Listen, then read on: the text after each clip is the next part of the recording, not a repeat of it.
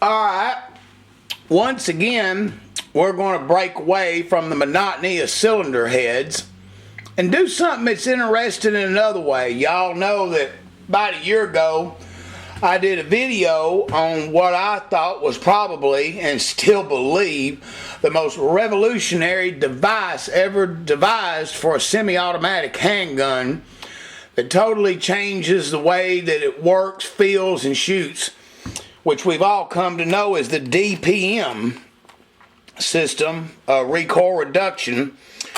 And man, I just tell you, I was so impressed with the Glock that I decided to go ahead and purchase. This is my ex-wife's. We're still pretty good friends. She's about 5 foot tall, about 130 pounds, and she wanted a self-defense gun, and you know, of course, me being a guy, I wanted her to have a 45, and she's like, no, it just kicks too much, it's too much recoil, blah, blah, blah. And I said, well, hon, let me try something for you. She's shot 9mm before, and you know, nobody has a problem with them. But me being a 45 357 guy, I wanted to push her into this. So I said, let me try something. So I ordered this DPM kit. This is the DPM for the 1911 5-inch barrel government type model. It's also the same kit you use in a 9mm, 40 Smith & Wesson, or 38 Super, and the 5-inch 1911 barrel. Now, the gun you're looking at is one that she purchased. This is the Springfield Armory model 1911 A1 45 ACP. Okay, mil spec model. Got it 2009.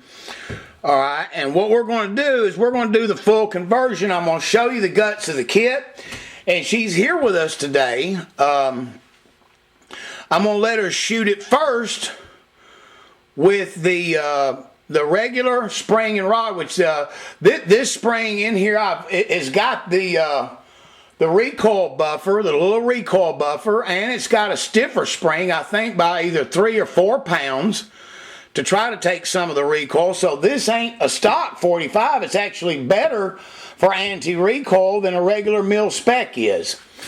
So I'm going to take the gun apart first and show you what we're dealing with, and then assemble it back together, and then we're going to go out here and we're going to let her shoot it. Now the rounds that we're going to be firing, they're not high-powered rounds. These are the old metal case, damn blame it, I can't think of what they call these things. Not American Eagle, but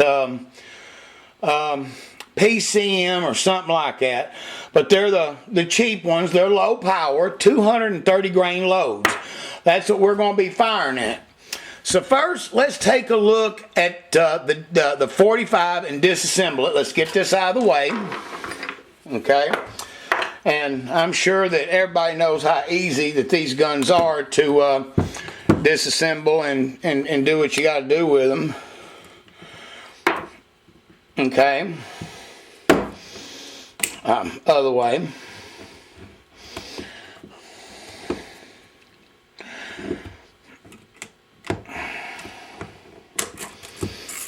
There's the spring and the piece. Like I said, that's not the factory spring. It's a 3 or 4 pound tougher spring. There's the bushing. I can't tell you enough how much that I love the Springfield Armory. I used to be a Colt guy.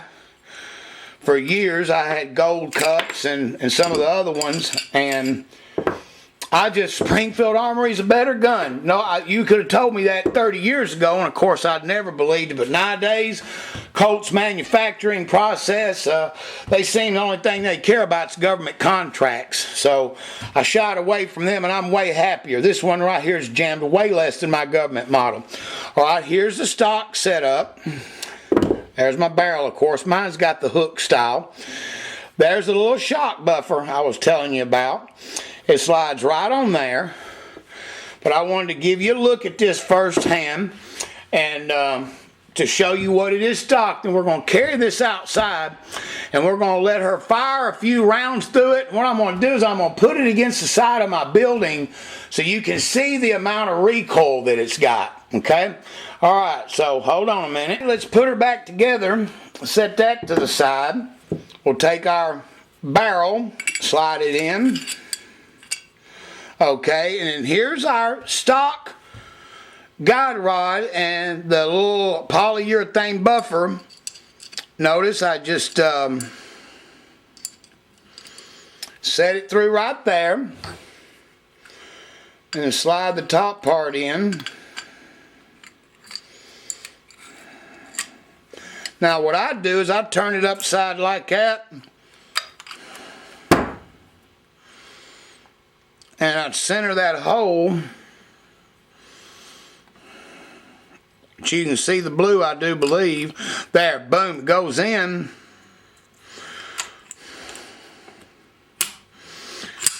Now, what's going to amaze you is the DPM is just as simple. It is no more difficult. I mean, it's just about the exact same as it is a stock spring system. Oop.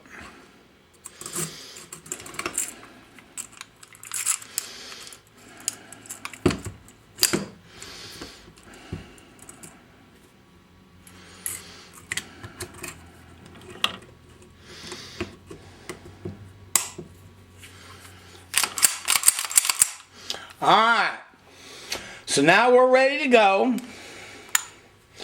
Using the stock system, let's go ahead and we're going to put these, like I said, these are the real low powered bullets.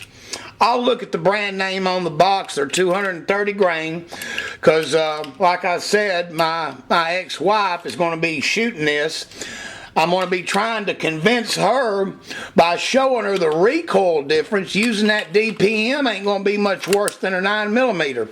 Alright, let's go on outside and fire this thing.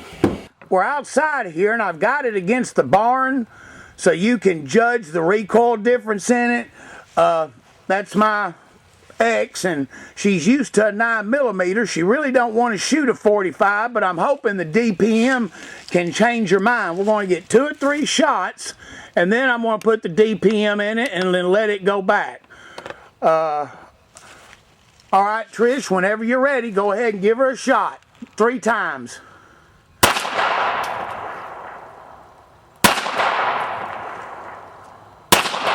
Okay, whoa, how did that feel?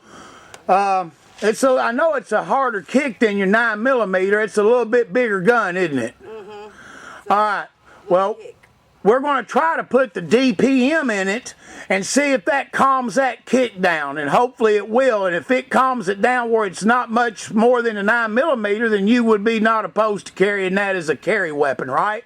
No. It's just too much now. Alright, we'll get back in a minute. We're going to strip this real quick. Verify it's good. So I can push it with my finger right there, even though that's the stiffer spring. Slide that out.